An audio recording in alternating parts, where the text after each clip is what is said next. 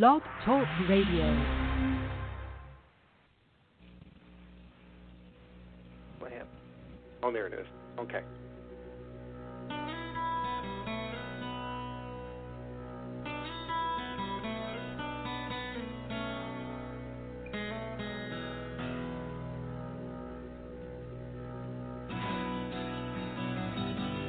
Welcome to Take Two Radio. We are pleased to bring you interviews with people in the entertainment and music industry, discussions and recaps of the 4 remaining daytime soaps. That's The Bold and the Beautiful, The Young and the Restless, General Hospital, and Days of Our Lives, as well as various other shows. For upcoming and previous shows, check take2radio.com. That's with the number 2. And you can find us on Blog Talk Radio, iHeartRadio, iTunes, and other streaming apps. Follow us on social media at Take Two Radio, and thanks for listening.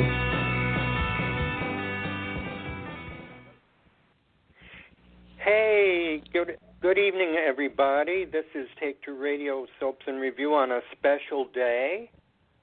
It's the week before Thanksgiving, and with me I have my gal Candice. Hey, everybody. And one of my main men, Will. Hola, amigos. It's great to be back. Thank you. And we want to send a shout-out to Carolyn and Anthony, who are busy with, our Anthony's dealing with family problems and family illness, and Carolyn is dealing with an illness and trying to come back with it, and we hope to have them back real soon. Amen. Amen.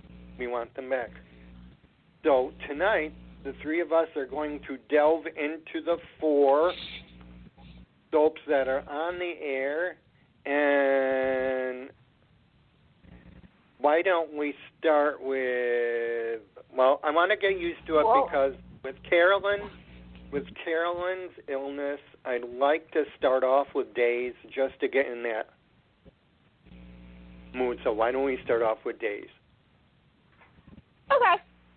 Okay. So, I read on Jason Salem, 47. that's for sure. Can you correct me if I'm wrong, Candice? After January 23rd, they're going to write off Deidre and Drake for a while. Can you elaborate on that? So I heard that.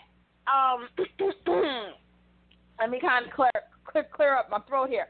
So there's a rumor. Let's put it out there. There is a rumor that Ron and them are going to go ahead and divide the storylines up again in couples. As we all know, in reality, over in California, the numbers have gone up for Corona. Days of Our Lives is going to be starting to film February pretty soon. So they're kind of still back on track of being a little ahead of schedule. Mm-hmm. What has been said is that for safety precautions and because they want to elaborate on more of the cast members, they're going to allegedly write Deidre and Drake off for a bit. Not for a whole lot, but just for a bit. Okay? Yes. And that's all I've actually heard. So it's from my understanding, it's a part of a story arc. But that's all that so far has been told. And you think for safety precautions? Definitely safety precautions. I mean, here, okay, so this is where Candice is becoming like Discovery Health right now. It is important, and I'll say this right now, it's important that everybody wears a mask and, stay at least 6 feet apart and no big crowd. as we all know, Days of Our Lives, I don't know if anybody knows this, but the Kelly Clarkson Show, which is over at Burbank as well, I believe, they were shut down because staffers were tested positive. Now, from my understanding, that show is taped on the same sound stage as Days of Our Lives. So, nothing has been said about Days of Our Lives, but I do think it's a safety precaution because a lot of Days' stars are of a certain age. They're high risk, but as well as younger, as we all know, when we get to the Young and the Restless topic and, and General Hospital as well, some of the younger cast has also gotten ill. So I do think it's a safety precaution, but also I think it's story. So we'll see what happens, but allegedly that's when they're supposed to be off a little bit. Not a lot, but just a little bit. That's okay. And then did I hear that J. Kenneth Johnson is on his way out too? You know what? I heard that today. And I'm like, I'm hoping this is I don't know where I read it, but again, yeah, I know there's some rumors out there that supposedly you got Jay that's leaving. You got some other people that are leaving. What's but her name? Nothing has been confirmed. We know one thing for sure. Yeah. One thing for sure is, I can't think of her name. The actress that plays Jan, her last air date is Monday. That has been confirmed, which kind of sucks because this is okay. This is where I got to get. And Will, I'm pretty sure you feel the same way too. I think all of us do. This is why sometimes I can't get invested in some of the storylines that's going on because everybody is so quick to give us the comings and goings of the show. And with Dave, I love Dan Spears. I ain't gonna front. That was somebody who, in my opinion, could have taken the Sammy Brady's award for the next generation and run with it because she was that, she had that badness in her. Okay. I do think they kind of wasted her this time around. They inserted her into something good, but they kind of dropped the ball a little bit. So I'm kind of hoping that we'll see her again, but yeah, it's kind of heartbreaking to know that she's leaving. I know. And right in thick of things too, it seems, from what's going on with Belle and Sean's wedding this weekend. Yes, it's coming up. So it's pretty alarming. I mean, especially because we were invested in Philip and Chloe, and Nadia's not due to come back on the air until December. Next month. Right. Yeah. We thought that would take off because of the mini series. Right. Well, also too, when they were asked back in February, again, nobody knew what was going on, and around around January, because they came back January, February. That's when they was doing some contract negotiations because, as we all know, Ken Corday in case y'all didn't know, a year ago, this month actually next Tuesday, I believe, is the anniversary of when Ken Corday let the cast go. And, of course, to get cast back, you have to have contract negotiations. So some people, was holding out. Some people were trying to figure out where the apples and oranges lie. So Nadia, from my understanding, Nadia said in the interview that they were working with her and Jay about their contract. And then, of course, Corona hit, and So, but I love seeing Chloe. I just wish they would have done, and I'm kind of still hoping for the next generation of Salem with Belle, Sean, Chloe, and Philip to kind of run that show a little bit. No offense to anybody else, but it's just, it's just sad in these times that Well, I think it is it's what just. it is. I mean, I think we're still kind of doing the same format with the soaps. But here's the thing, and I always joke about this, is that every 6 months something happens with John and Marlena. Either Marlena gets kidnapped or she's in coma, and then 6 months later it's John's turn, and then 6 months later. So I think, again, story-wise, this isn't like it was back in the day when they were let go. I would be stunned if they pulled that, but from my understanding, is like I said, story arc. I know there's a lot of story arcs that's going to be rotating. So some may be going, but you're probably going to see them come back. So, but yeah, that's reassuring. It's my understanding, like Candice, that there are going to be some changes coming in for all of daytime, but for days, from what I heard so far, is there will be at least 4 X's coming up, and they are going to be making some changes, and some scenes will get cut. You'll kind of notice that as well as they're going more further into the episodes. It's going to be a little bit different. So there's some changes that daytime fans need to be aware of. Mhm. Mhm. It is sad. Yeah. So basically, we got a climate out there that is climbing its steps again and taking out all the people, and no one is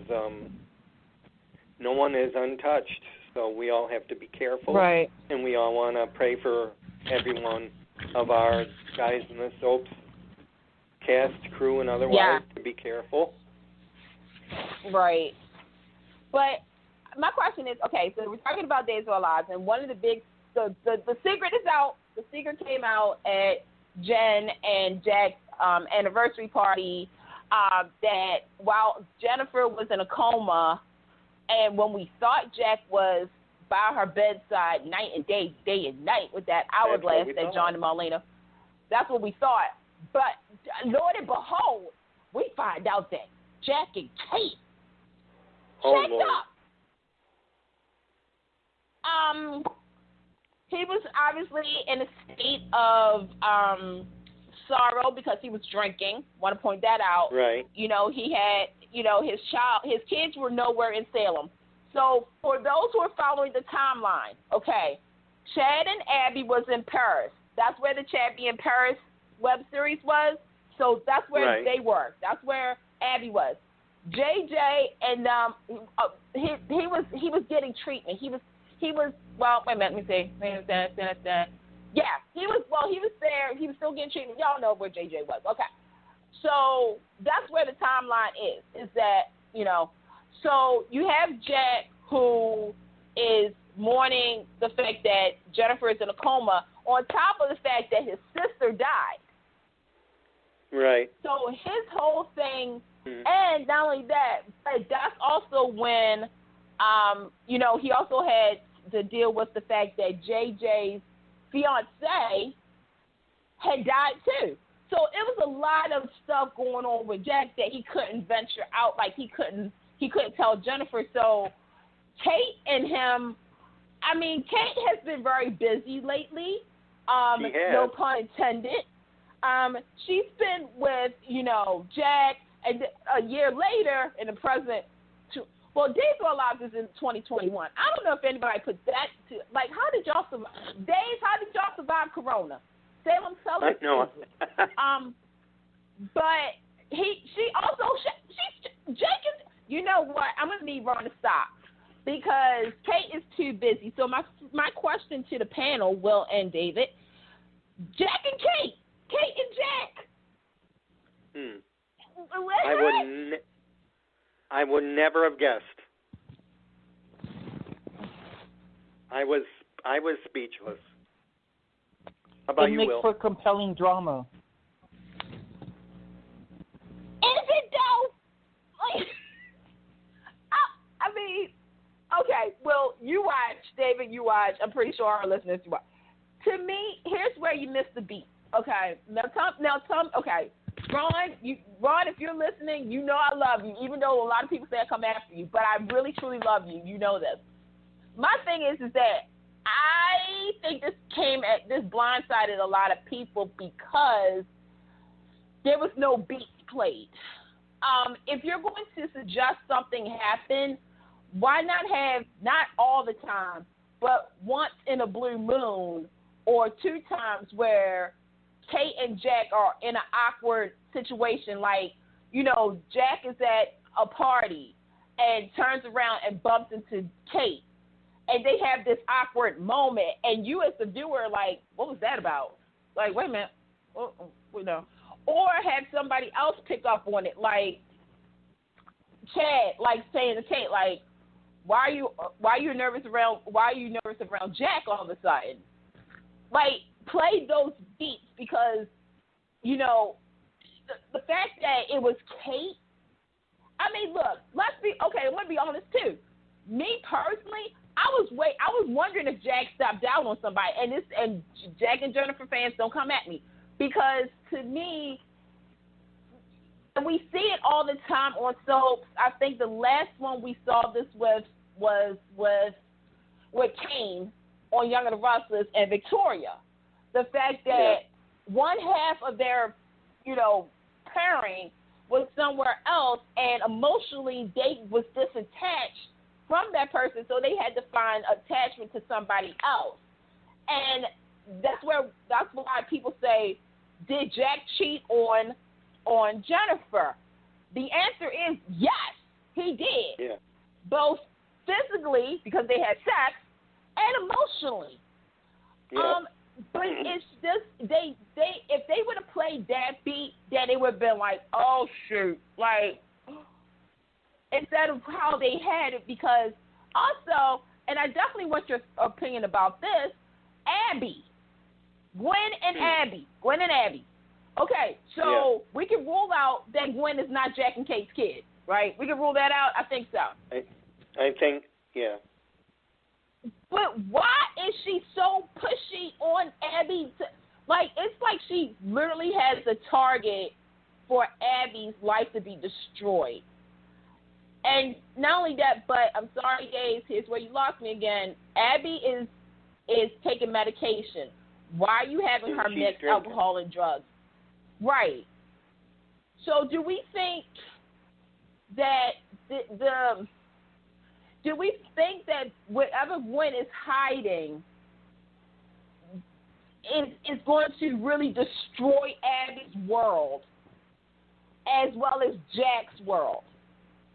Because she already put a detonator already in Abby's brain that her father cheated while her mother was in a coma.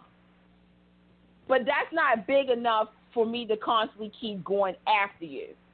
So, what do you guys think? What do you think Gwen is truly hiding?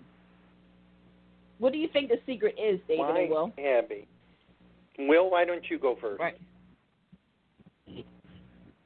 To me, it feels like the whole Kate and Jack storyline's a little forced, but at the same time, it also is back to Jack's MO.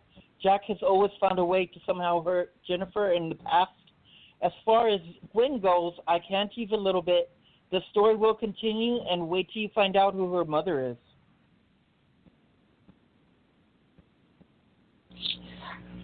David? I have a hunch that Jack is basically the key connection, because there is someone I can't think. We're ruling out Kate. So, and you know, Jack's been busy a lot, so there's always room to put someone in there that he was involved with while he was away, and in any of those times. And and the one thing is, and it would have to be someone that has been on the canvas in the past. Mm-hmm. But I don't. I believe there was the one I'm aware of that I read about and I forgot about was Laura. But I don't. That's the only one I can think of. I had to remember that. So, but when she Laura put her up for adoption because she doesn't have the name. So the name is throwing me off. Her last name is throwing me off. So I'm figuring that Gwen must have been adopted by one of Jack's mistresses and couldn't keep the baby, and then she found out who her father was. Mm-hmm. And I have no clue. The only one I can think of is Laura, but I'm sure there are others. I mean, other periodicals have put out, possibilities, and it's hard for me to go back because usually I'm pretty good with a memory on who's been with whom, but I'm getting older these days, and my memory isn't as good. So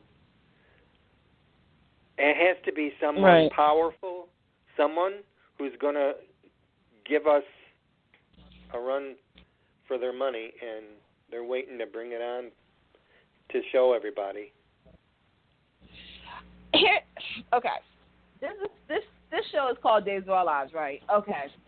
And I love the fact when Jennifer confronted Kate, and the history was brought up about Kate and Jennifer's father. That's how Lucas came to be, folks, because Jennifer's dad and Kate had a little sneaky snooky, and that's what happened. Same thing with John and Marlena. That's how Belle happened. We're kind of just saying the affair thing.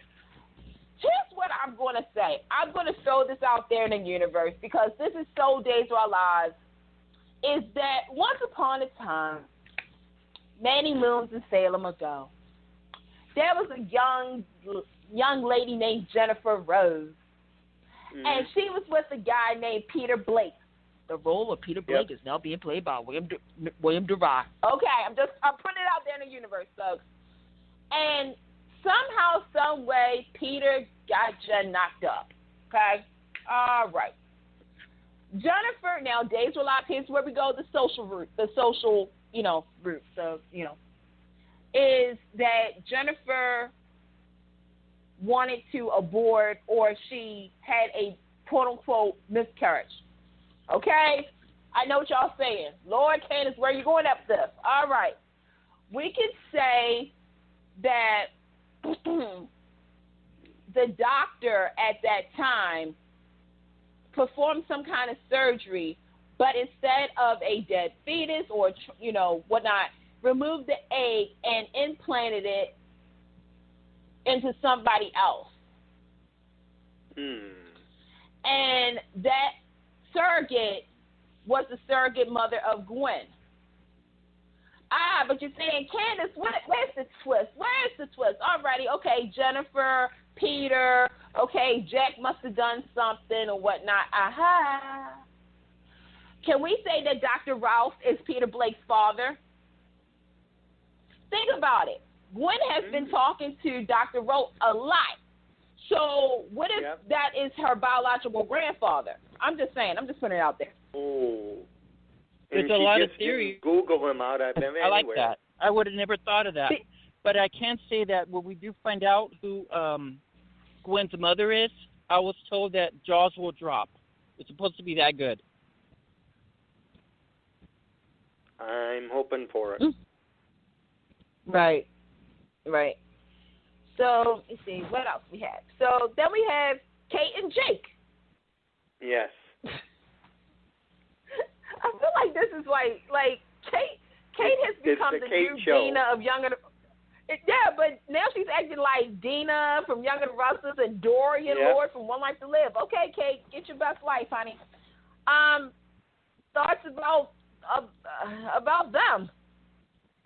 I didn't think I was going to like Kate and Jake together, but I got to admit, the scenes are interesting and they're fun and quirky, especially how Jake keeps telling her, like, whenever he sees her, he's like, oh, you're a bad girl now, huh? And she's all, like, doing her little flip with her hair. I love that.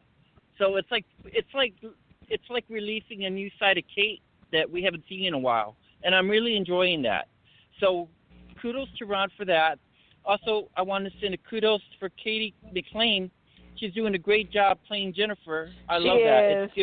It is amazing. I still miss Missy. We all miss you, but Katie McLean is doing good, holding her own as Jennifer right now. I'm seeing so many good reviews from fans that are enjoying her rendition of different side of Jennifer that we have not seen. So I'm really enjoying that. Yeah, I agree with you. She's doing a good job. She's holding it. Mm-hmm. She is holding her own there. She's a trooper. Yeah, which isn't easy all the time, and we all know that.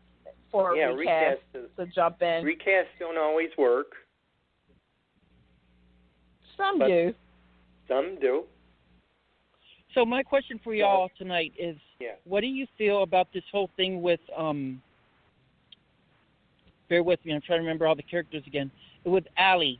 What do you think is going on with Allie and Tripp? We all know that Tripp did not do what he's been accused of, so of course the twist is somebody must have changed the result, or somebody's after him for revenge.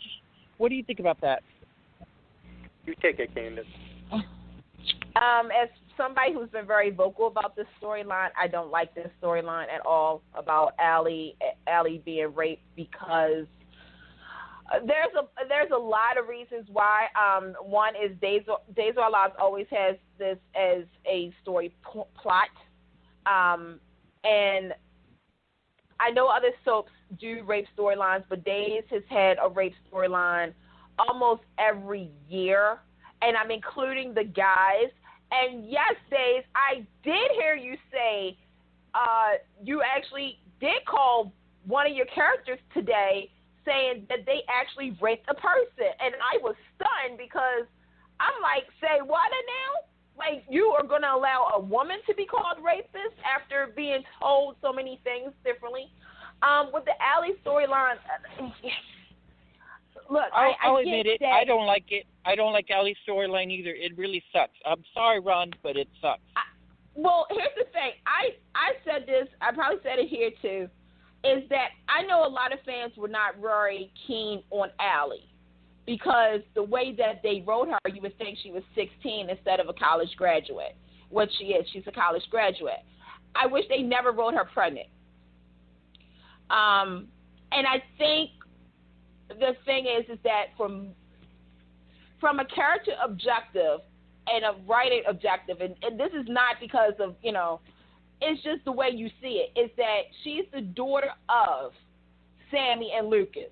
Right there, you just need to feel sorry for her because of that.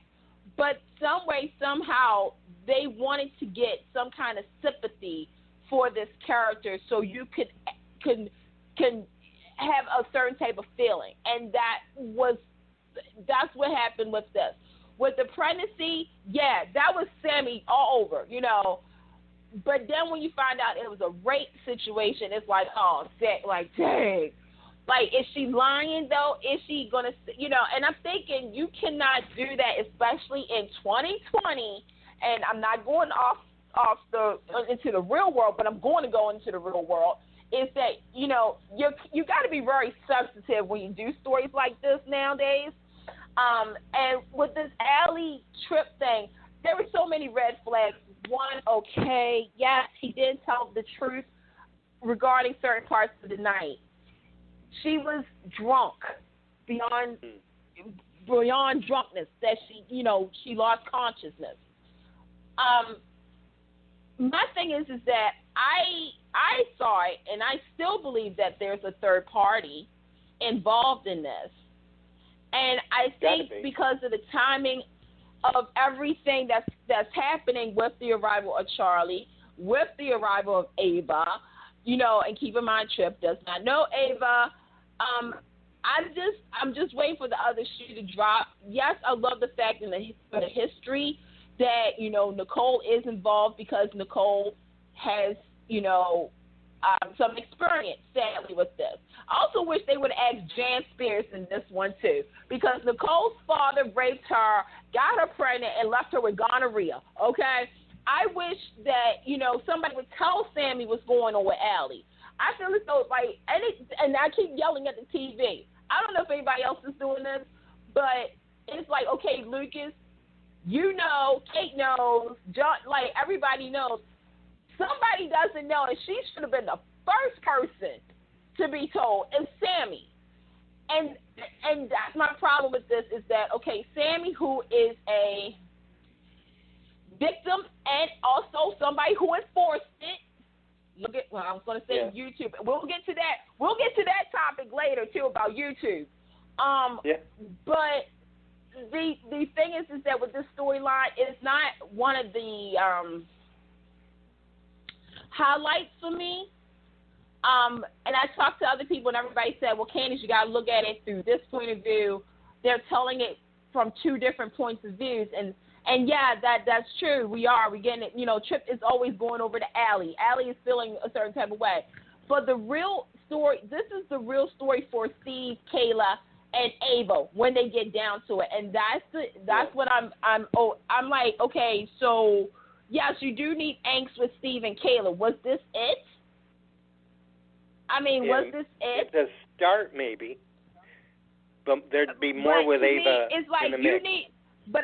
I need for this to be the history. If we're going to go, because Ron does, the one thing I will say about Ron, too, is he'll bring the history, and I'm hoping, because there's a lot of history, a lot of dark history, because some people did not know this, and I asked on social media, and Will, I don't know if you and David do this, but I always talk to certain fans of Days of Our Lives who are just starting or have only been watching for the last 7 years or so. And I say to them, I said, oh, you do know that Kayla was raped. And they was like, who? And I said, Jack. They said, no, not Jack. I was like, yeah. I said, y'all do know that, and look, I know, E-Jammy fans, we've had this talk. We've talked about this, but call it out. You know, so I think I would like for this story, first of all, I want the story to end.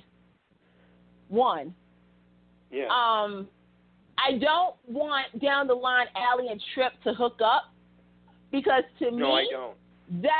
There's no, this is not, no. Like you I don't accuse this man. I don't want Allie with Tripp either. No way. Right. No way. I don't. I won't and go my for thing that. is that and the thing is that if he is accused of it and whatnot, he can. And okay, this is okay. Woo, Candice, go there. This is not 1970s. This is not the 90s. This is not early 2000s. If Tripp is found guilty, okay, if somehow, some way he is, I mean, we know he's, you know, but if they say that he did do it,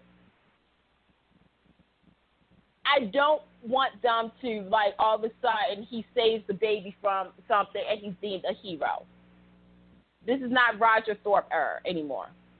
No, it's if not. they say that it was somebody else and down the line they try to have a romance between, I'm telling you now, I will stop myself from watching. I'm not going to say stop watching the show because I don't believe that. But I will, when I see that scene, I will keep the TV on, but I'm going to look away because I feel as though you will have to write a really good, I don't even know how to explain it. And I know what everybody's saying, Candice, it's a soap. And yes, I know you can redeem a lot of characters. But I don't know. I mean, but then again, I look at Todd and Blair. I look at like, you know, it's easy to say, but I don't know. Like,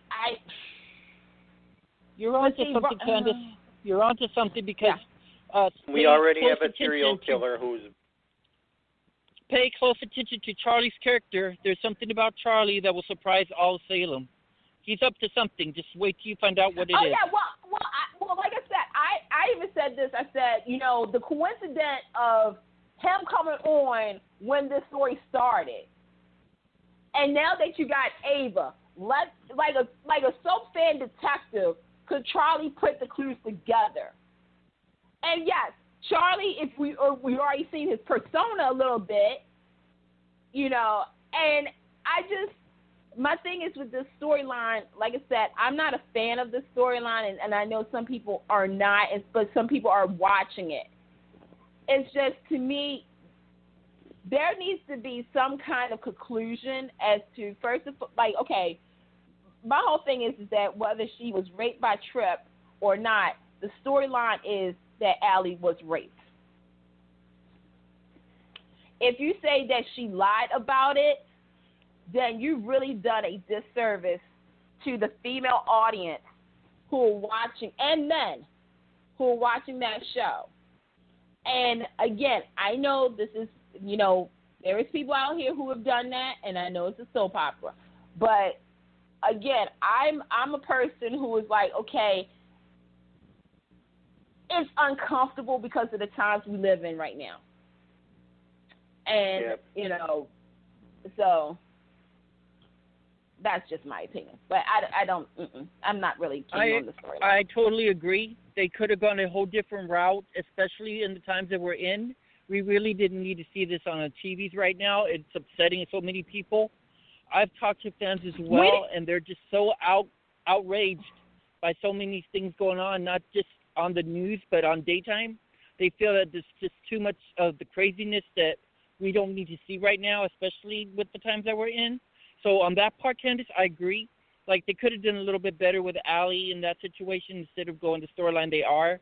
They had so many options. They didn't have to go this route. I mean, my thing is that I feel as though, again, Days of Our Lives, literally, and people always say, well, when was the last one? And I was like, Brady and Nicole. I mean, Brady and Christine, Kirsten, when Kristen DeMera was in that Nicole mess. Yeah. They did sleep together. Technically speaking, he thought he was sleeping with Nicole. Prior to that, you had, I mean, it's just like, I got a question for you, and you get ready to answer for both of you. What about the rumor that's going on between, I'm trying to remember his name right now. Gabby's brother returns and is supposedly getting romantic soon with Nicole. What do you think about that rumor? Are you okay with them getting together? Say it again. With who? Who's Gabby's Rafe brother? And Nicole? I'm sorry. Rafe and Nicole. I lost his name. Rafe is supposed to return, and he's going to miss Scope, but he's supposed to be hooking up with Nicole, according to rumors that I'm hearing. I'm gonna, here's the thing. I heard that rumor, and I'm gonna tell you where it started from. I'm gonna give you guys the first instinct of where that started from. In the last issue of Entertainment Weekly, NBC had Days of Our Lives 2 pages spread. Okay, first and foremost, as y'all know, that's been my whole thing lately. So if you take a look at the pictures, by the way, they were all photoshopped, and there was no touchy feeling, Certain people were together, but some people weren't. You saw Ari and Galen, and there were certain couplings in that picture. So that's where it first started about Nicole and Rafe. Here's my thing. Oh, wow. I would not be opposed to it, considering the fact that they don't have an Eric Brady. However, I'm also looking at the fact that we're going to have Allison Sweeney coming back soon, right? Okay. Days fans, don't come at me. I love you guys so much. Sammy returns in December. Yeah, but here's the thing. Days fans, don't come at me. We've talked about this. We are here. We see each other. EJ ain't coming back, okay?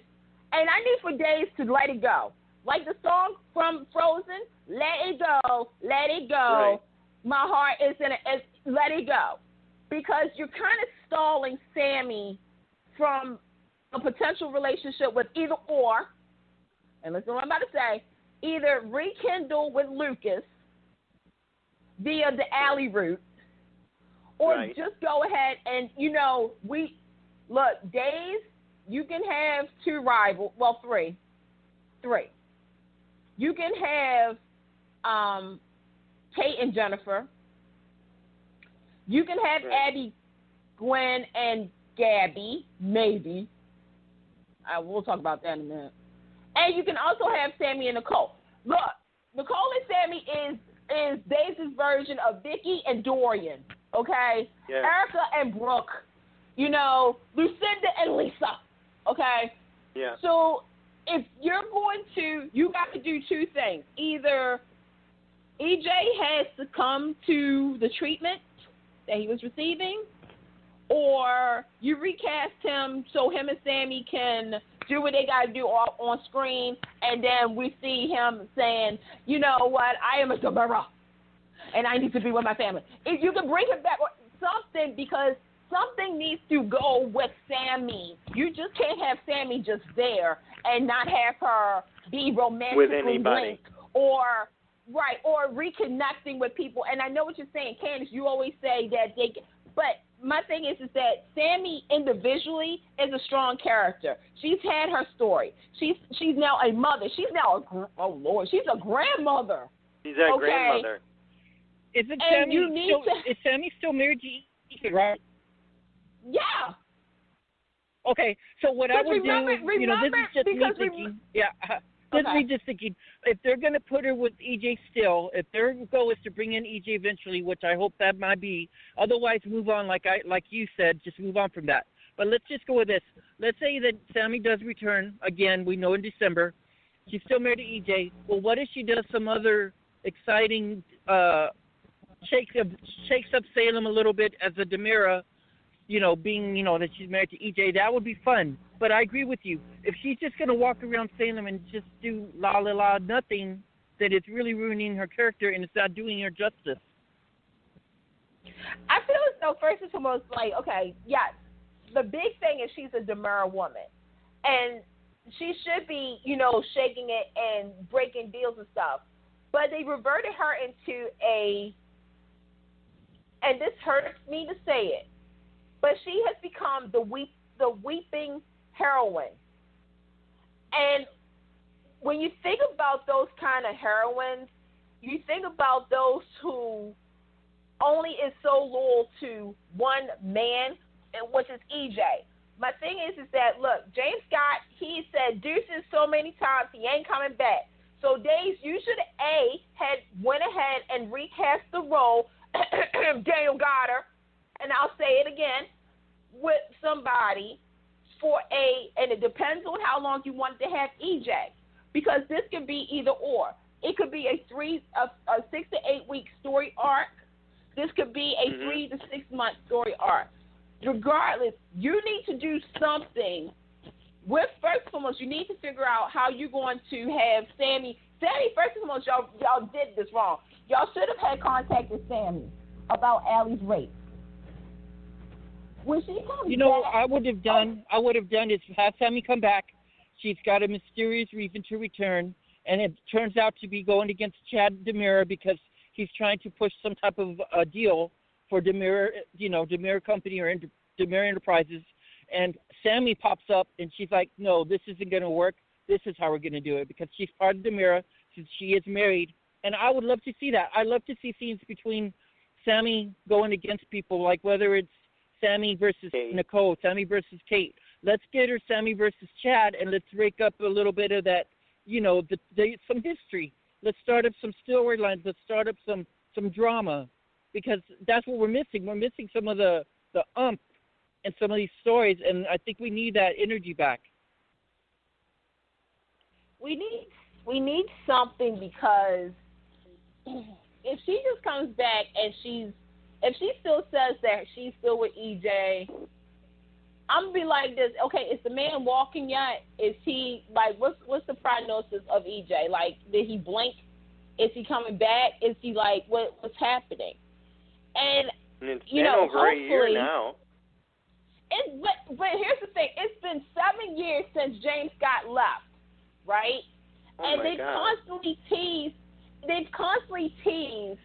about EJ's returning.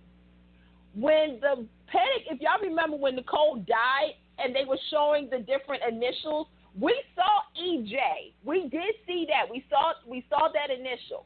And then, you know, when Sammy saw EJ from the back, you know, it was like, okay, where are we going at with this? So it's like, all right, we know EJ is okay. We know Sammy's been taken. But Sammy has a family. She has her kids to think about. So it's kind of like, all right, are you telling me that Sammy Brady is somebody who would actually, like, roll out on her kids for somebody? Like, you know what I'm saying? It's like, okay. Yeah. Yeah, I hear you. I've got a challenging question, though. What about, like, Dave's kind of a little bit of General Hospital going with these storylines, but remember, Rolf has some type of people in some type of room somewhere. Remember, we've been catching up with some of these storylines, like, who's a mystery person?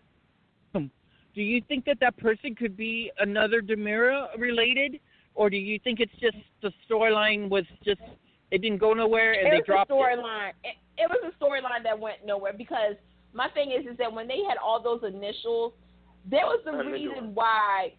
I mean, one of the initials was AD, and we all got who that was going to be. We all said Ava, you know, and the fact is that they had a TD, Tony DeMera. You know, it's like, okay, that was when they should have, could have played it where certain people, again, nobody stays dead on Days of Our Lives except for Lexi. Right. And Isabella. Oh, yes. Just saying. Well, I spoke to lots of fans, and a majority all agree that since Ava is alive, then Joey should be released from jail, and he should be able to return to Salem. What do you think about that? He should be. I agree with that. Yeah. I agree with that. But, the thing is, again, this is where you have to have a story to go with Joey's return. Yeah, like him coming out of jail and finding out that Ava lied. Because also, by the way, Ava had cancer. I don't know if y'all remember that, but Ava's supposed to have cancer. And so she didn't face the leukemia? No, she did. She did. I was just putting it out there. I was being salty about that. Yeah. I'm curious about something. How do you all feel about this whole Sierra situation? Are you excited for Sierra to return? Or do you just want her to be gone? Do you want them to recast Sierra? How do you feel about this? I mean, a lot of fans are kind of like, oh, I don't care if she returns. It's overhyped. Other people are saying, yes, bring her back as long as it's the original. And if it's not the original, then saying just let her write off, let her be written off for a while so it's not just focusing so much on Ben crying about Sierra almost half the time. It's starting to become like it's going to be like a running joke. Every time he mentions Sierra, drink. Okay, so I get in a lot of heat about this because I'm one who. Okay, let me just say this. Ben and Sierra in the last years, and by that I mean 5 years, are probably one of the top couples that really brought in what they were supposed to do, love in the afternoon. Bad boy with a girl, with a rebellish type of attitude. She's the daughter of Bo and Hope, after all. Right. They fulfilled what they were supposed to do for level 1 of soap coupling 101, okay? You had the adventure of a mystery of, the fire. Did Ben do it or didn't he do it? You had Sierra defend him, and, you slowly saw them fall in love. Because this was also after when Chase raped her. So she was getting back into being girly, okay? here's the thing. Anybody who watches soaps knows that all soap couples don't get a happy ever after the first time around. And if they do, God bless them. Like, God bless them if they did, okay, without any... Because we want them around a little longer. Right, and the thing is that, yes, I know what people say, but, you know, she defended him. That's true. He was defended by her. But now he has to do something on his own without her. Because with her, with Sierra, he got that second chance to where Eve, and like I said, I'm Team Eve on this, you know, the fact that Ben killed her daughter. Yeah. How do a guy like Ben get a second chance and my child didn't? And I think also, too, is Ben is a serial killer. And Sierra had to realize that she was married to a serial killer, so therefore danger is going to lurk. Now, you asked the question about Sierra being recast. Here's the thing. I think she should stay off the show for a little bit. Yeah. And, yes, so, and the thing is that, again, I know, fan base, I know, I see you all the time. And I love you guys. You guys are very passionate. But, again, in order for this to work, we need to do, this is me personally saying this, because I've watched super couples, I watched couples for years. We all know she's not dead, you know. And that's the thing, is that if you've been watching Days, you know how this is going to probably play out. Think of Bo and Hope at this point. Think of Jack and Jennifer. Think of John and Marlena. One half has to be gone in order for the other one to grow without the other person. Because my question is, okay, Sierra is gone. Ben was happy. He was happy that somebody truly believed in him. Now, can he believe that the town that loved her and who loved him because of her can move on with him? Can he move on without reverting backwards? That's the story. That is the story that Ben and Hester is about to go on. Yes, he has to prove his worth and feel his worth. He felt it when he was with Sierra, but can he do it without her? And the thing is that, he has people to back him up, like Marlena. Marlena loves him like a mother loves her child. You have Jake, who, you know, Ben, you did get beat up because of him, but he's loyal. You do still have people who are going to help. And yes, down the line, not now, not 2 weeks from now, but down the line, there is going to probably be another person to enter his world. Yeah. And yes, that's where the drama starts. Because so, Candice, what's going on that end?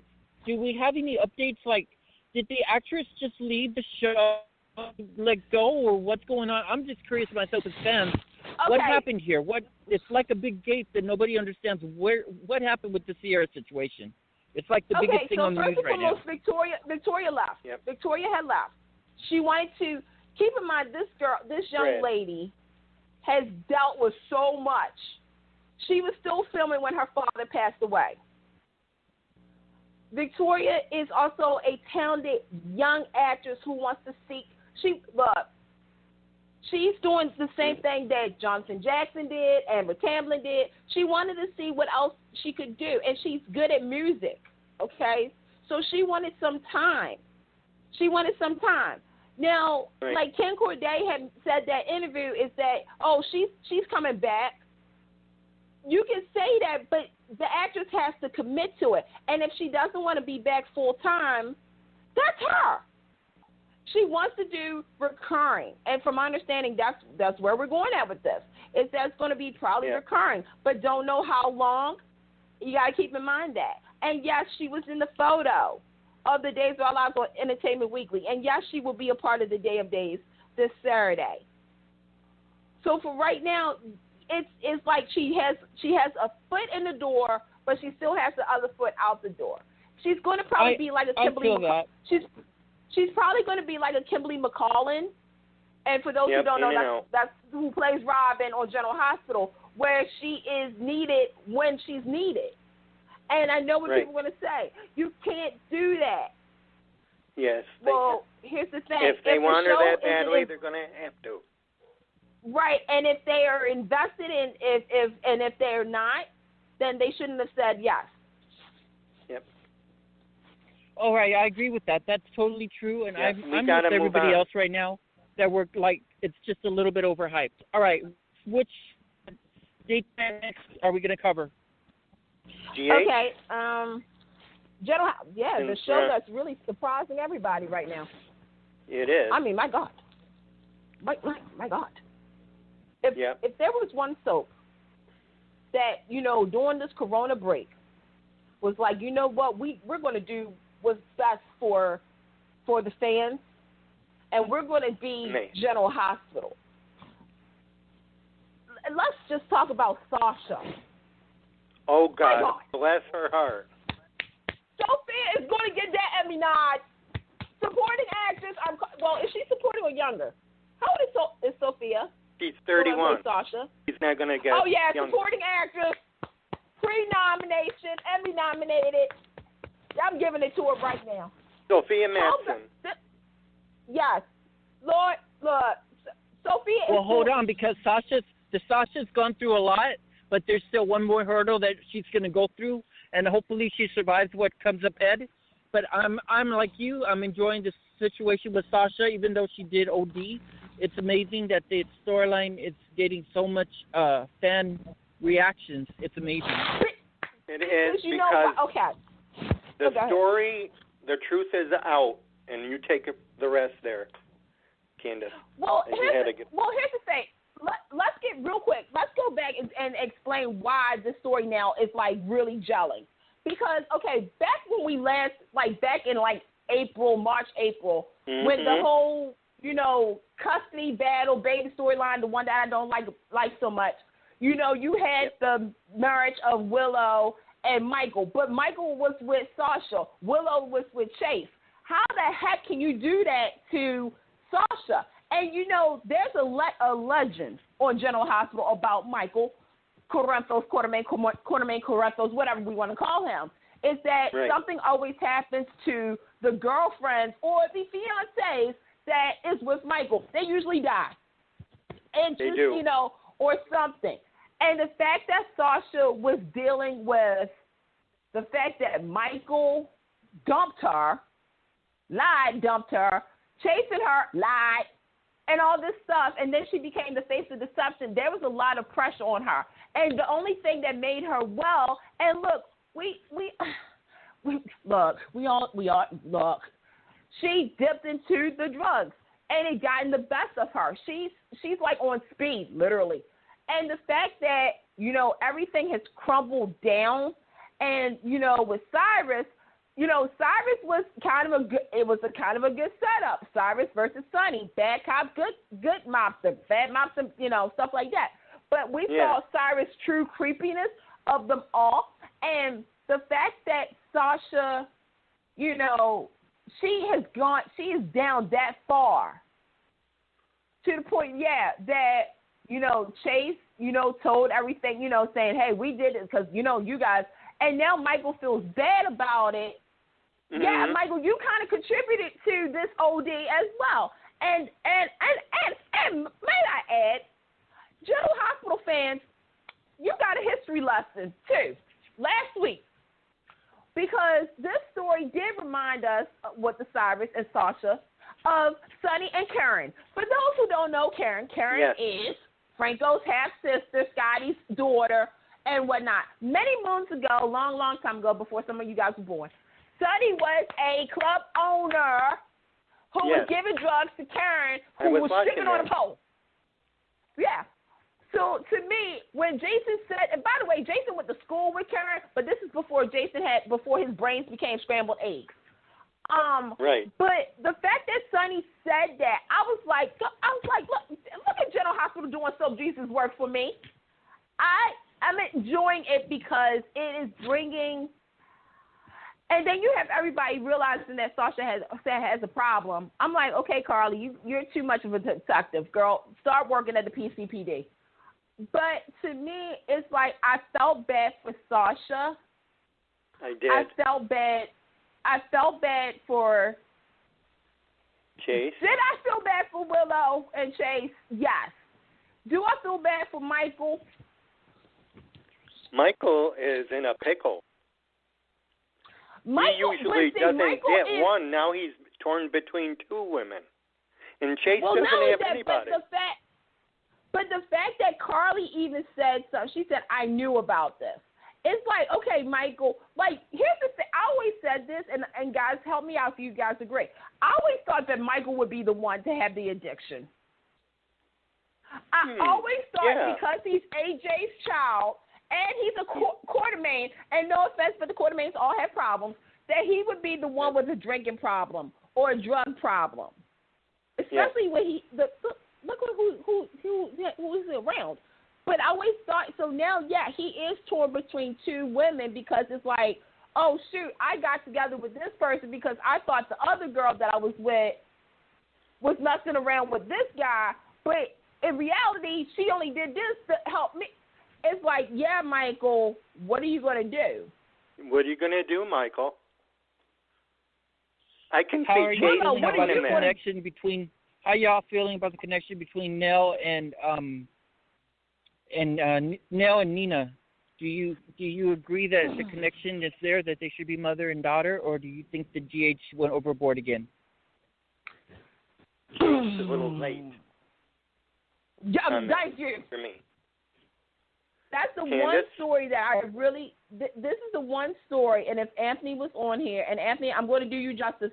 This is the one story that all of us fans felt as though they should have ended right before the Corona shutdown. Because the problem is that this is where some recons happen.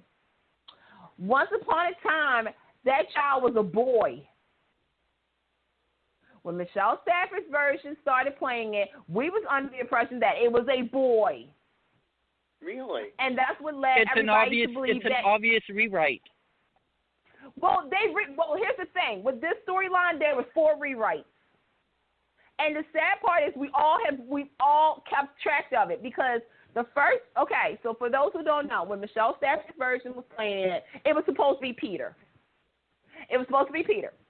They retconned it. To say, because remember they said it was a boy. Peter's too old. They kept saying, that don't mean anything. Have you not seen it? Who was it supposed to be? Peter. Oh, Peter. Because the thing was, it was supposed to be a boy. So at that I don't time, remember that. Thank you for bringing that up. At that time, it was Peter because some people was like, wait a minute, if it's Peter, then they said, because I think Chase fairly new? No, Chase wasn't even, no. They talked about it, and then like months later, Chase, like maybe a year later, Chase arrived. But that's when they said it was a girl. Okay, so they made us believe it was Willow. Remember? Y'all remember the necklace, the teacher stuff? Yeah, I remember that. Then that they was dropped agony. it. Right. Then they dropped that storyline, which made us believe that it was between either Sasha or Nell. This storyline was okay. So do you want Nell back or do you want her gone? No. I'm suffering from Nell overload?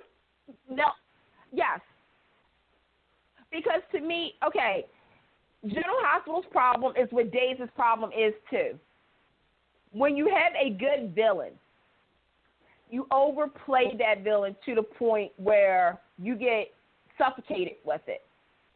I love Chloe. Chloe did justice to the character of Nell, but they took the Nell character too far. My thing is, what about Ryan? Did Ryan die, or is he still alive? Don't get me started about this whole Ryan thing.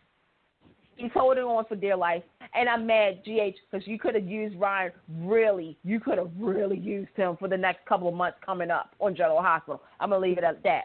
But my thing is with Nell, you pushed too hard for the connection between her and Carly. You rewrote Carly's history to put Nell into it. That was strike 1 for me. 2, that baby battle, that shouldn't even happen the way that it did. I'm going to let it go. It shouldn't. But the thing is, I do want to say that I'm enjoying the connection with Britt and Jason. Their chemistry is off the charts. Look, I will take it. No offense, Liaison and Jason fans. Hi, I love y'all. But they need to do something. They have to shake. Candice, what are you feeling about GH's? What are y'all feeling about GH's budget cuts and who's leaving? What do you think about this? David, you go first. Well, I didn't want to believe it when I first read it because, well, Candice, what do you think? I thought it looked like that certain periodical online seems to be reporting it before the actors even know what's going on. Okay, all right. I'm just gonna break it out here. First and foremost, William DeVry, we all knew he was leaving, and I'm gonna tell you how we knew because he made. If you follow him on Twitter, he was dropping certain hints for the longest time before it even became official, and you even saw it on the screen because you said Britt and Justin. I mean Britt and Justin. Gee, I just went Britney Spears and Justin Timberlake on me right now. With Jason. The thing is, do you guys remember when it was Britt and Julian? Britt and Julian, yes. Yeah. And fans they were dropped enjoying that. That was a good couple. Right. But you notice the storyline that they had for Julian and Britt went to Valentine and Brooklyn. Just think about it for a second. Yes, that's true. Think about this. Julian and Alexis. Look, Alexis fans, I feel for y'all. I really do. Yeah. Because the way they tore that couple.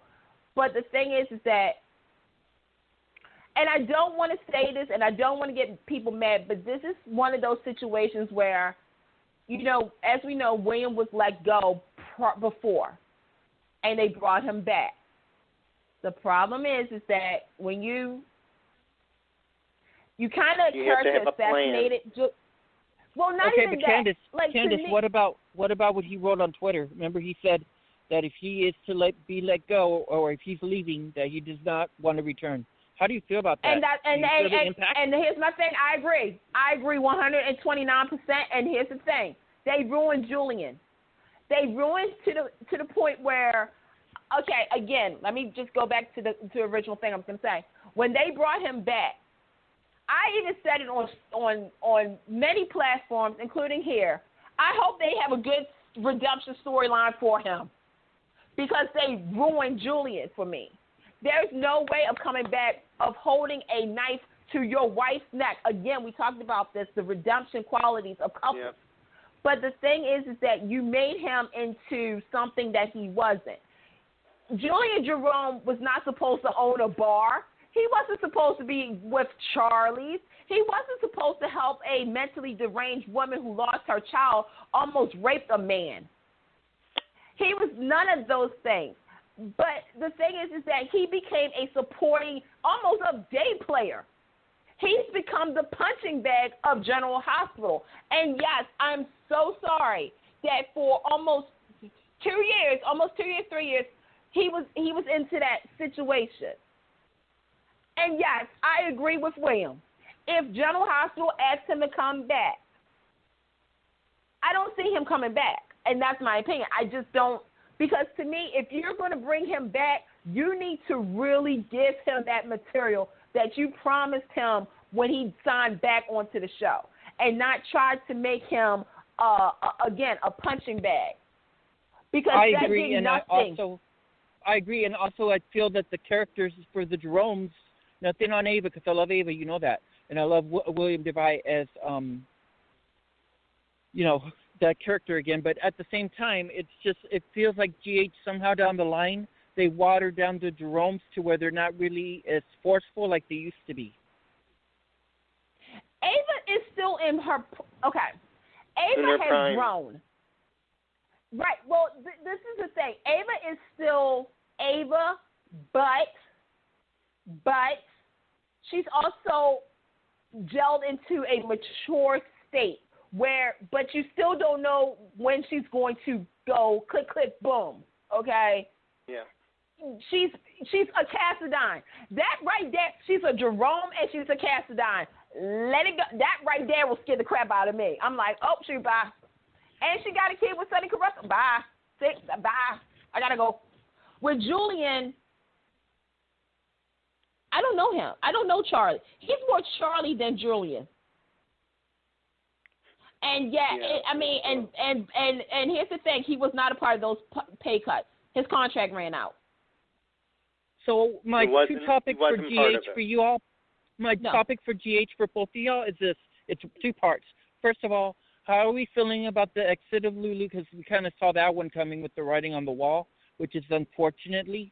And the second one is, how are we feeling about Dev? Do you think he should stay, or are you ready for him to leave? David, you take this one. I'll wait. I got to collect my thoughts on with this Dev? one. Oh, God. You know, he turned a little too quickly for me. And it seems like, and it's so obvious that they're gearing him up for something, but it just came out of nowhere. And there was no development. I think something should have sparked when either of them kissed him, and we should have dealt more with his uncertainty of him and how he feels about himself than turn on his friends like that. Well, didn't Dev have a thing for Cameron, or did it just look like that? It felt like they were going that direction. Oh, it seemed like once Cameron knew what he wanted, then Dev wants to act up, and I didn't see it. I don't see that as plausible. It just doesn't, doesn't ring sweet with me. I don't feel the connection with Dev being with this crowd anymore, because it feels so off between Cameron, Trina, and Jocelyn, and now you got Dev in the mix too. It just feels weird. It feels so off. Candice, and how do you feel? This is what happens. Or David, how do you feel about that? I feel as though with Dev, this is one of the situations where they just didn't know what to do with Dev, because, they brought him on and they just didn't have anything to do. I personally still say he's Brenda's kid, but they got to do a real good rewrite on that one. I do remember that Dev was the character that had feelings for both of his friends. And it was around the time with the whole little Aiden, so cute, storyline, which, GH, you know what you need to do when the kids can come back. I need for that story to continue, because that was a damn good story. With Dev, I feel as though they are pushing him into being the bad friend. Yeah, just the bad friend, because to me, they don't have anything to do. My biggest issue is with the fact of what they did with Trina, Cam, and Jocelyn. This whole thing is that, okay, we had to bust up Cam and Trina for what? Like, we know down the line, Joss and Cameron are going to be together. They're going to be the opposite of Jason and Carly. And I'm all for girl friendships, but I just don't. All right, DH, you know how I gave you props earlier? This is the one section, second section, three actually, that you're just confusing me on, and I don't understand. Like, I don't get it. Do you think the story would have fit better for Dev if he turned out to be Brenda's son? Oh my gosh! Look, I had a whole story arc. Let me fill you in on what Candice was thinking. Okay, Candice was thinking this. This right here would have blown everybody's mind. Picture, if you will, you have Jocelyn, Jax, and Carly's baby girl. Okay, cute as a button, right? Her best friend is Cameron, right? Which is Elizabeth's child, right? Oh my God, the whore. Right there. That's right there. You already have Carly, Elizabeth, right? All right, well, it gets better. You have Trina. Love the fact that she's connected to Taggart. I ain't taking any rewrites of that. Okay, so we got that. Okay. If Deb was Brenda's child, can you imagine Carly flipping out the fact that Jocelyn had both Brenda's child and Elizabeth's child vying for her attention, that she's vying for their hearts, right? Oh, wait, it gets better. Because I also half of me really wishes that they would age Lila Ray, which is Sky and Alcazar's daughter, to be like the Wildfire, to sort of be like a Brenda. How old would she be? Well, how old would she be actually? She would be a little bit older. Like, I mean, look, it's a soap opera, so we can roughly make her 18, 19. We can do that. David, and for Candice, how did you feel about hearing about Lulu's exit? Were you upset as fans, or did you see it coming? I didn't see it coming. You saw my post on her Instagram, Candice. Yeah. I did not see it coming because, because Dominic is back, and I couldn't see that. Now, my thinking is maybe I had to do more with her home life and she had to leave because, as if I thought, she's not in California anymore. So, all right. When this news came out, I was shocked. I mean, we heard that GH was doing cuts. We did hear that. Didn't want to believe it. And sometimes I mean, but here's the thing. With General Hospital, it's around the time. It's that time of the year where they do it. I didn't want to believe it because, but then something told me go on Instagram. And I went on Instagram and I saw the post and saying some days are harder, all you need is a hug. And yeah, that's the one. And that's what confirmed it for me, especially when I saw the comments. And you had Laura Wright, and you had Kirsten Storms, and you had Nancy Lee Grahn all say, and Nancy Lee Grahn said sometimes there's decisions that aren't made without your permission, and this is one of them, meaning that she was let go. And prior to this, she was moving, but she's not moving out of California. She's on a road trip, so because she was prepping about it, and she couldn't talk about the situation. Yeah, she said. I remember she came on her Instagram Live. Yeah, she can't comment on it. Yeah, and that's fine, But like William Gerard said a couple of weeks ago, GH fans aren't stupid. They're smart. They can put two and two together real quick about what's going on behind closed doors. And I think this became a shock because, one, are we going on year 7 with her, year 8? Yeah, with she's her 7. Being on General Hospital. Yeah, 7 years. Yeah. And because I remember posting about it. I was like, oh, my God, Emmy's coming back. Like, it was in March of 2013 when we found out the news. And the fact that you got Jeannie Francis back and you got, Dominic back, and they're writing for Lulu now, which that hurts even more. And to know that she's going, first and foremost, this wasn't a smart move, but this was a budget situation. There were so many other people that could have left the show. I don't want to see anybody fired, but this is a blow because Luke and Laura's only daughter is going to be gone off campus. This is where the problem is with General Hospital right now. Is that the family. It's the family connections right now, yeah. Now, I have my theories about what's going to happen to Lulu. And I'm kind of hoping that it's like that so it is an open door. Yes. But, yeah, that one shocked me. That one shocked me, yeah. Williams did not because I was already prepping for it. But to hear that Emmy was leaving, that they let her go, I was like, whoa. Like, okay. Like, Well, I'm sad that the actress had to go, but I do see, like I said before, I kind of saw the writing on the wall, like other fans kind of a little bit, because if you see in the storyline-wise, they were kind of like pushing her back burner a little bit. Even though Dante did return, she was still somewhat back burner because her character was just working on a story, and it seemed like the story wasn't really going anywhere with the Peter situation. Well, also they've been rotating over in General Hospital too.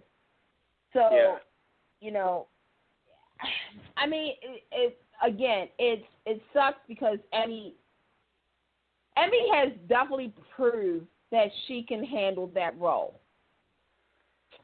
But it did suck to know that she's not going to be continuing on that show. Right. It does. We got to move on. We're on 8:20.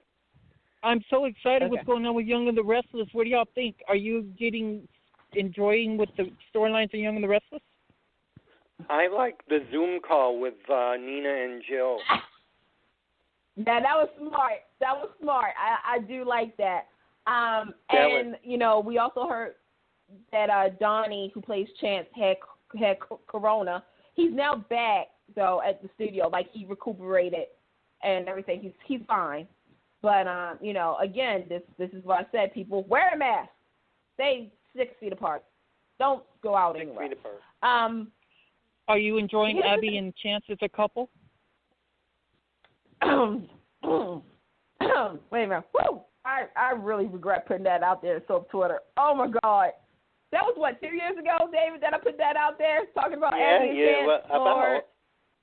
Woo, man, Josh, you was trailing me on Twitter. Okay. I'm okay with them being together. I just, I'm still, I don't know. Maybe it's because I still have hope that, you know, maybe Stitch is going to come back. Maybe I'm still not over the fact that Chloe and Chance didn't get their happy ending. Maybe I'm still salty on that. Maybe because since Chloe's really been back, like Chance and her haven't really talk. For me to get that, that is a fan right there. I'm still salty about it. I just had therapy breakthrough on Take Two Radio, folks. I just had a couple right there. You had a breakthrough. I had a breakthrough. Wow. It's just funny to me that Abby is going to be the next Mrs. Chancellor. Isn't that something? But can I ask I just got to ask a question. Hey, Chance and Abby, you guys are rich, right? And Chance, technically speaking, why are you living at a hotel when you need to be over at Chancellor Mansion? I'm just asking for some friends. I mean, technically, that is your house. You can live there, too. It is. And there's one thing that has to go out. I was going to add chemistry. Go out. Oh, go ahead. Yep, there's one thing. I don't think they keep forgetting that Catherine is not his grandmother. Jill is. Right. But so what happened was there was a question on social media, and I saw this. Is why do they keep saying that Mrs. C is Chance's grandmother? Well, here's the thing. He's the step-grandmother. She's the step-grandmother. Step-grandmother. But I do this too with my step-grandparents. I don't call them step-grandma. I just call them my grandma and my grandpa. Yeah. Like, I just don't. But, you know, I don't know. And I like Victor's speech when he said to Chance, it's like, you know, Catherine was a dear friend, which is true. I'm always glad when they talk about that. And, yeah, it is going to be interesting to see. I really want to see, like, Nina's reaction up close, though. And I know Trisha is back. She is at the set. But I just was like, oh, we're going to Zoom. I said, go ahead, Young and the Restless, using Zoom communications. Okay, this portion of Young and the Restless is brought to you by Zoom. Zoom with Zoom. Like, I don't know, did we get paid for that? Because that was free advertising right there. I just think that was like, you know. We should. Damn. I was going to say, I saw the chemistry between Chance and, Phyllis? The one that's Melissa and Claire. Melissa Claire Egan? Chelsea. I'm sorry. Yeah, the names are confusing me. Chelsea and Chance had so much chemistry during the time where Adam was trying to avoid her because he had feelings for Sharon or something. You could see the chemistry between those scenes between them. What do you think about that? Do you think that Abby and Chance have a chance together, or do you think that maybe something will happen where Chelsea could run to Chance because of, we're getting closer to 2 weddings now. Anything can happen, especially on daytime. Yeah. There's a spark. I mean, there was a spark, but you know what? Chelsea's so Adam ride or die. It's not funny anymore. It really isn't funny anymore. To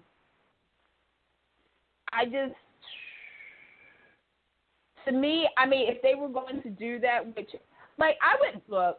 Well, I know they ain't going to because they're so gun ho on Chloe and Kevin. But I mean, if they was to do Chance and Chelsea, it would be interesting. But I don't think they're going to pull Chelsea away from Adam's orbit. She's always going to be tied to him. Pretty much. How are we feeling about Devon and Amanda seeming like they're best friends now? And do you think they're going to get,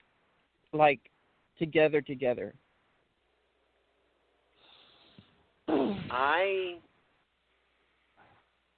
I was more surprised with Nate.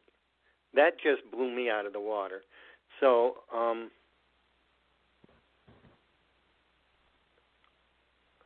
I don't know. You think they'll visit that, Candice? Yeah. That's why I said, if you remember, I said, down the line, we're going to get a Devon, Amanda, Nate, Elena. But the thing is, we don't know so much about Amanda. And the one thing that I'm enjoying is we're starting to see, like to me, she was acting too cool about certain things. And Nate, I love what they've done with Nate and Devon. Because, Lord, look, karma, and I know some fans were mad when I said this is called karma. Karma to Devon for when Hillary and Neil. This is what happened, Mm-hmm. And to me, Young and the Restless is giving me old school Neil, old school Malcolm with Devon and Neil. Yeah, it is. And I just really wish that, I'm loving the fact, because I even said this, with Devon and Elena, they kind of went too fast. And I understand he was still breathing and stuff like that. But the fact that this girl had to fight a ghost. She was fighting a ghost. And that's what summed everything, is that, Hillary's been dead for 2 years and this girl's still causing trouble. Go ahead, Hillary. Go ahead, girl. So do you want Amanda and Devon to have a chance together, or do you think that's going to be a little too awkward? It's going to be weird. It's going to be weird. It's going to be weird. And it shouldn't be easy either. No, it shouldn't. I want them to first and foremost, I need some more backing on Amanda. Yeah. I need more backing on Amanda. And then I'll give you my complete answer. For right now... And I want to know who her mother is. Actually, you know what's funny? I don't even care anymore. Because I really thought that was something... I don't care, because you know why? My thing is they already messed up.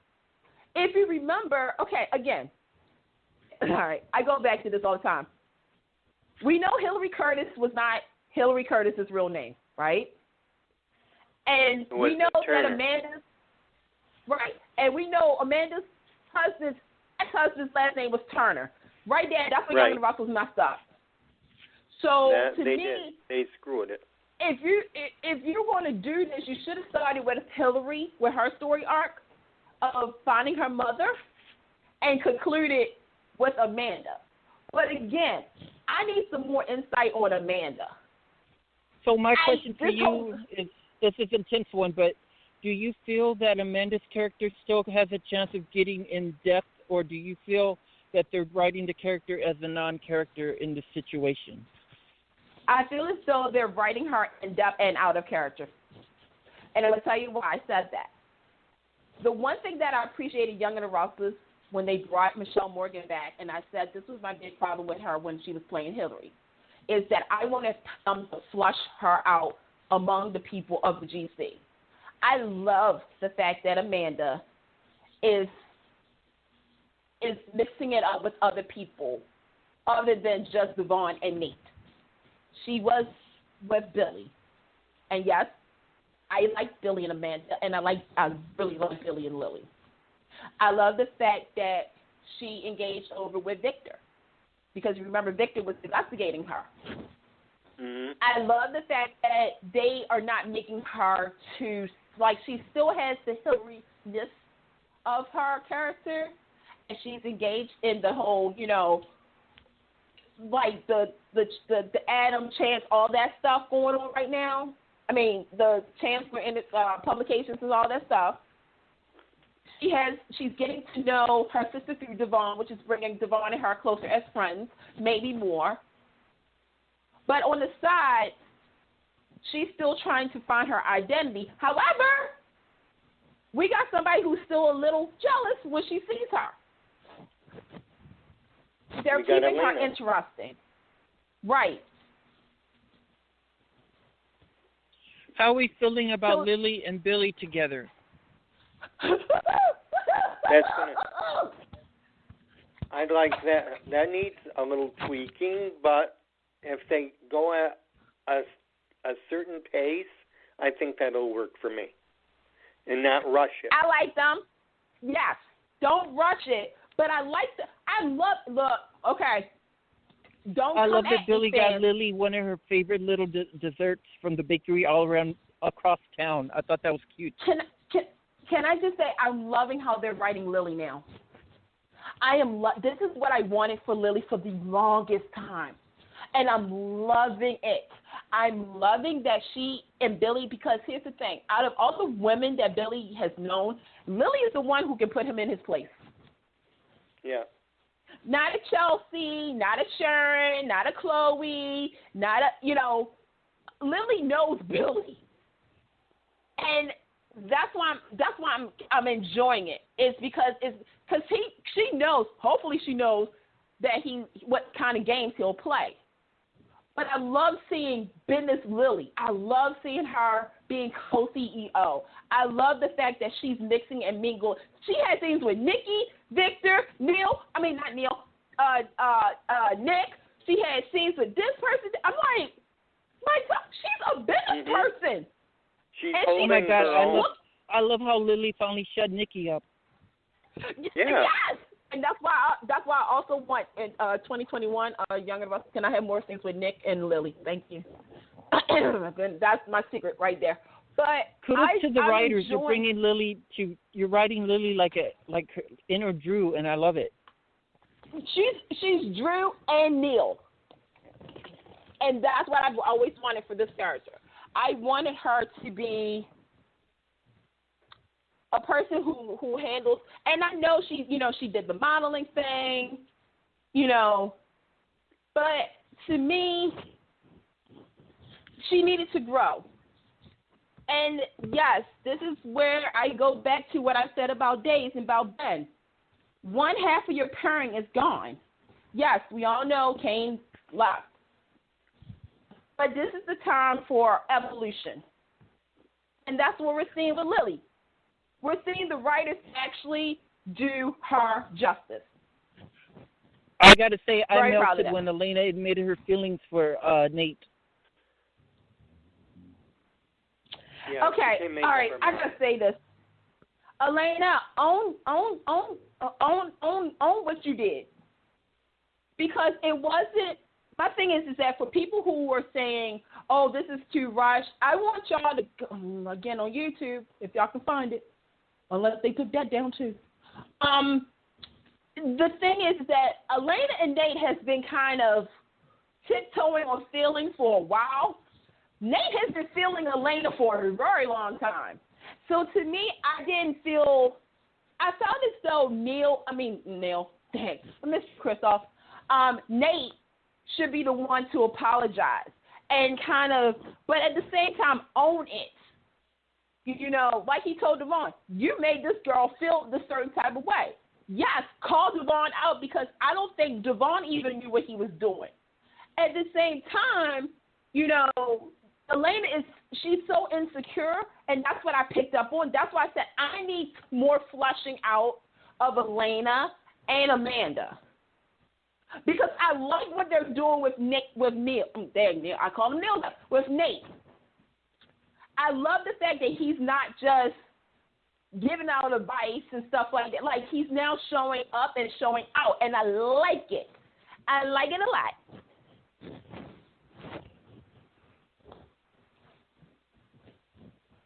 I could see Nate with Elena. They do seem like a fun couple to try to watch.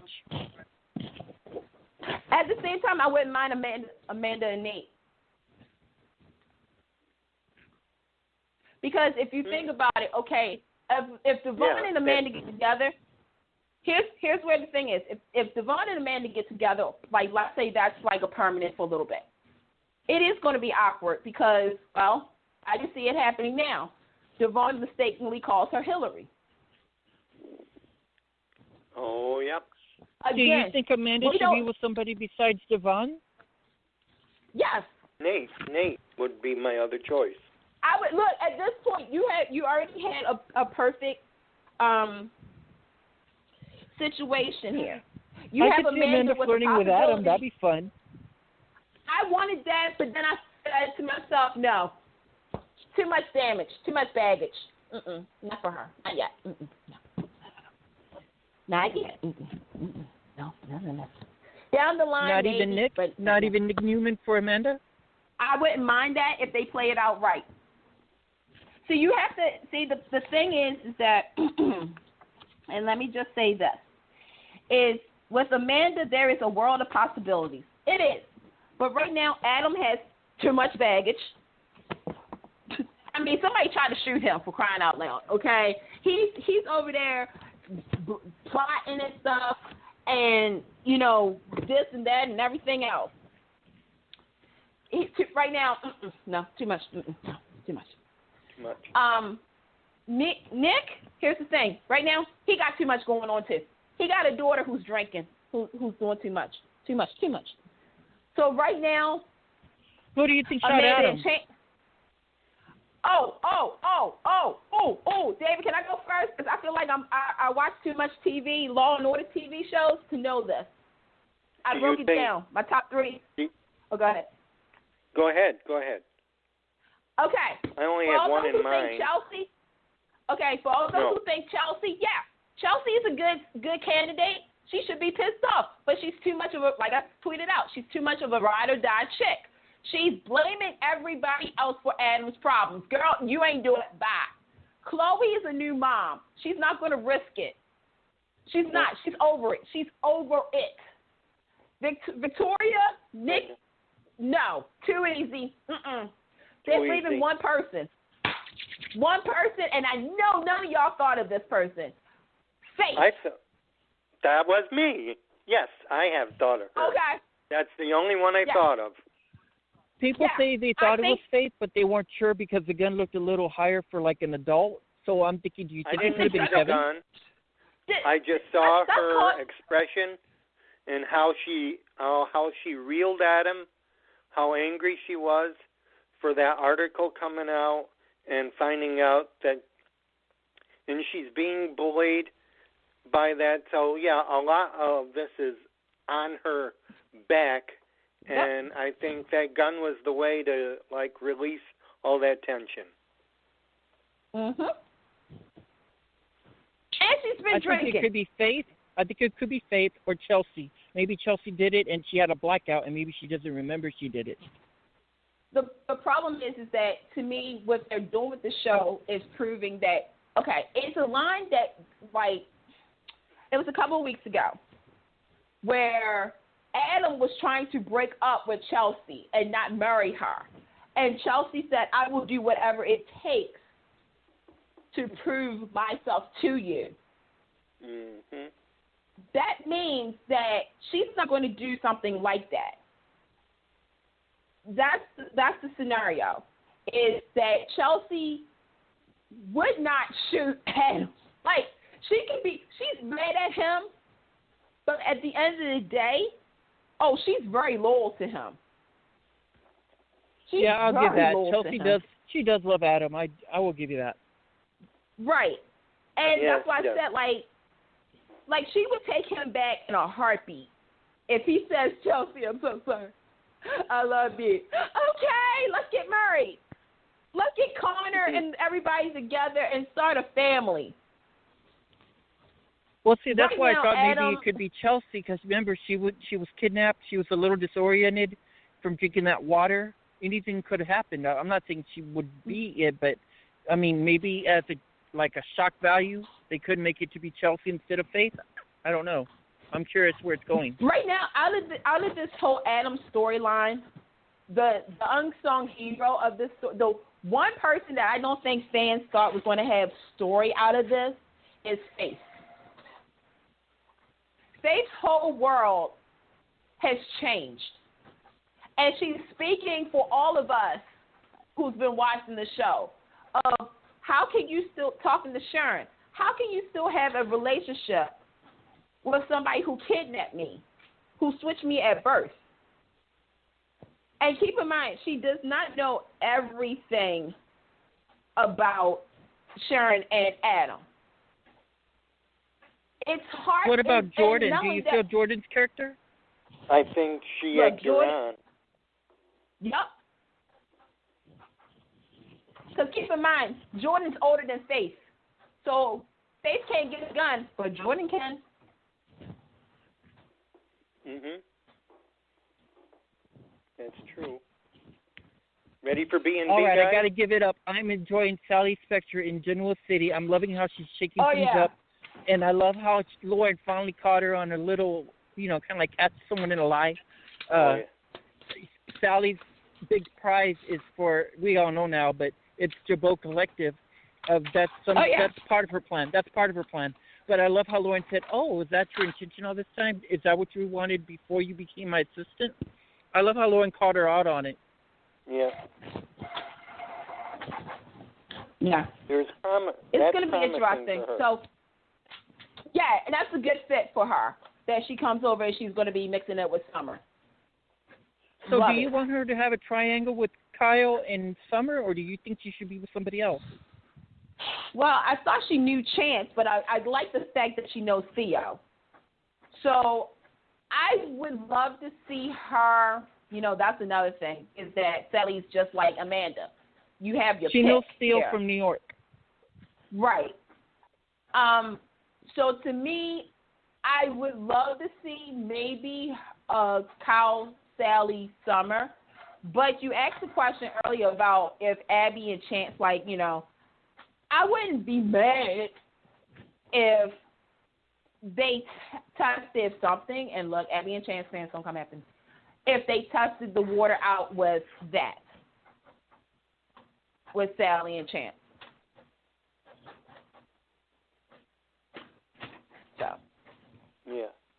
I could see Sally going after Chance for the money. I could see her doing that. Mhm. So Bold and Beautiful has been really interesting. What did I hear about I'm loving how Thomas talks to the doll, and the doll comes alive. That's amazing. I wish I was Anika Noel. Anika Noel, get yourself ready for an Emmy nod too. Because girl, I know everybody has very strong opinions about this storyline, but I will say this: one, it brought some new viewers to the show. There's some new viewers, even though the ratings don't. You have people who haven't heard about Bold and the Beautiful. They're watching it. And Bold and Beautiful is getting well publicized about, the testing and all that stuff. And I know people said this is more of a Days of Our Lives thing. Okay, here's again, Bold fans, we're going to do a little lesson for you. Once upon a time, Brooke had suffered a mental breakdown, and she thought baby dolls was her kids. Okay? This is the show also that had those CGI berries on Fantasy Island. Y'all remember that? Yeah. This is the show that Taylor's dead corpse, which was a mannequin, by the way, was in a coffin at Prince Abu Dhabi. Okay? The fact that they had a mannequin look, isn't that what they've been using, all these shows been using as real people as mannequins for safety precaution? Mm-hmm. Some of them. At least Bold. The thing is, right. Here's the thing. Anybody seen the movie Laws and the Real Girl with Ryan Gosling?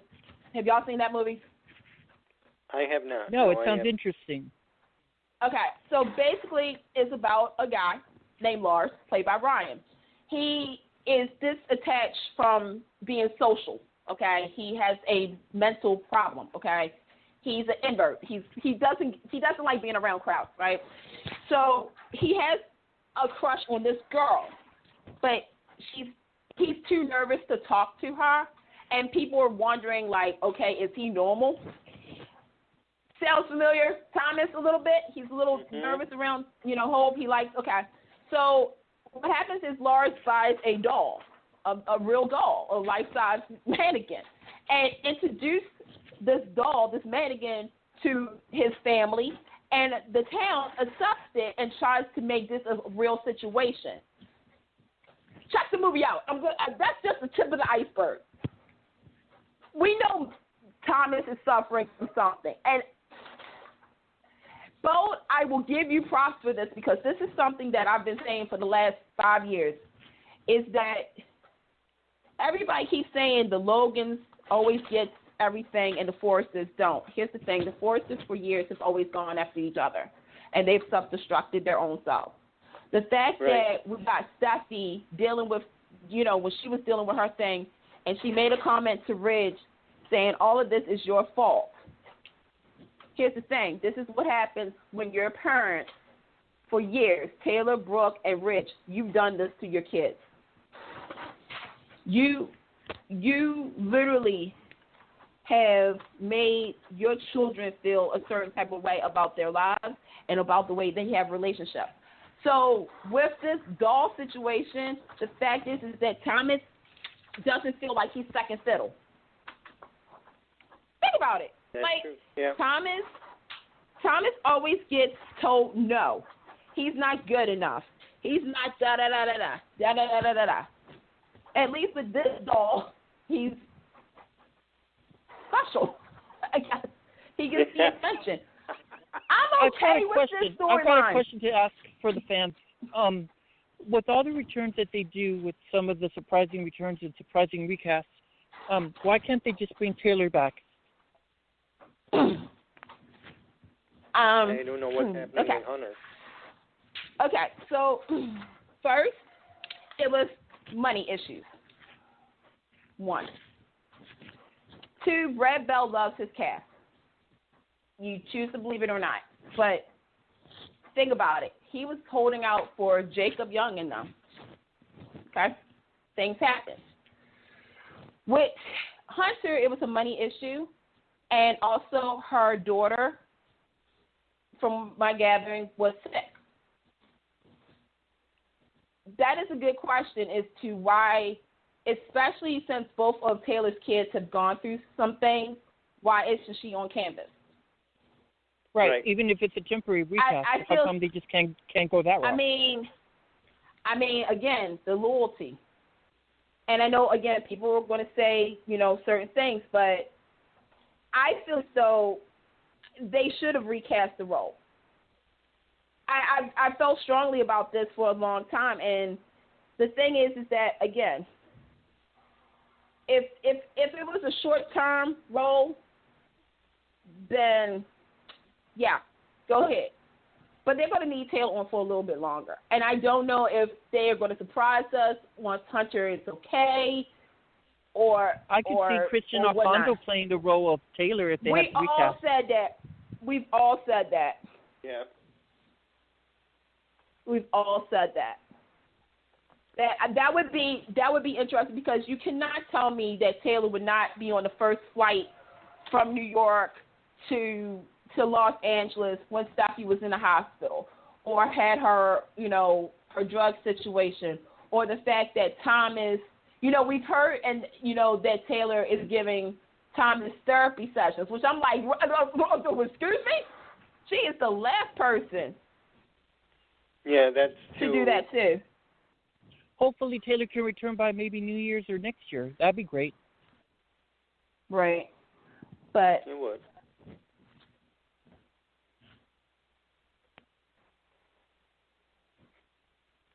Yeah, but we don't know.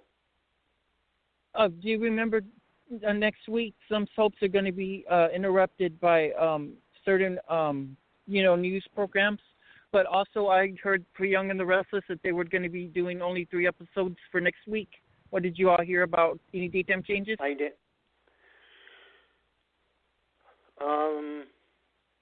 You mean the Thanksgiving preemptions? Well, as far as I know, there's only going to be 3 episodes for next week for Young and the Restless because of the Thanksgiving week. What about Days and Bold and Beautiful? Will they be affected, Candice? Candice dropped.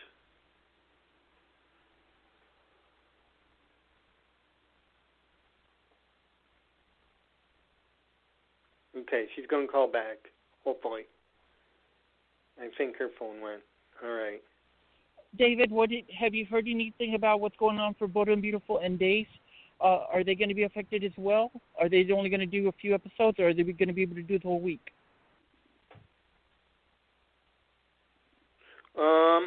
I haven't heard anything.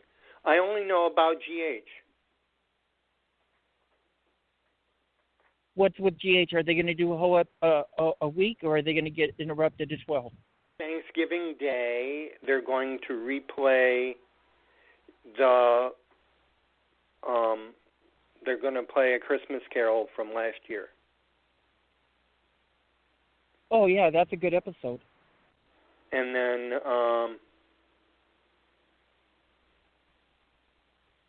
And then it's preempted Friday.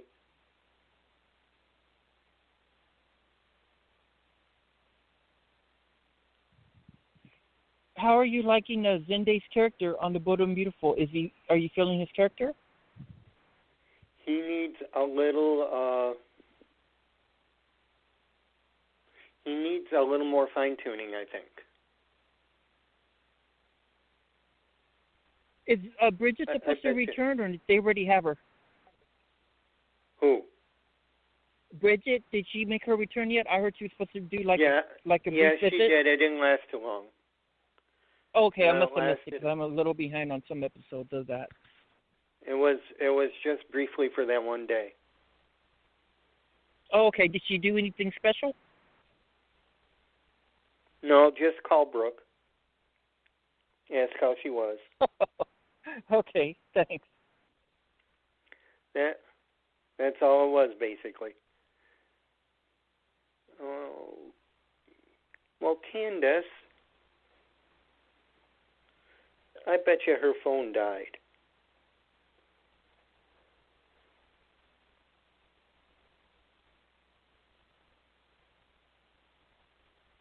Yeah, because she can't even reply. Are we already running out of time? Yeah, we are. We gotta Okay, call well, anyway. thank you so much for having me, everybody. I had so much fun, and we'll do it again really soon. Yeah, we'll see Good you night. back after the holidays. Good night, everybody. Get connected with Take Two Radio on Facebook or Twitter at Take Two Radio. For email updates on future shows, follow at Blog Talk Radio. For previous episodes, upcoming guests, and more, visit TakeTwoRadio.com.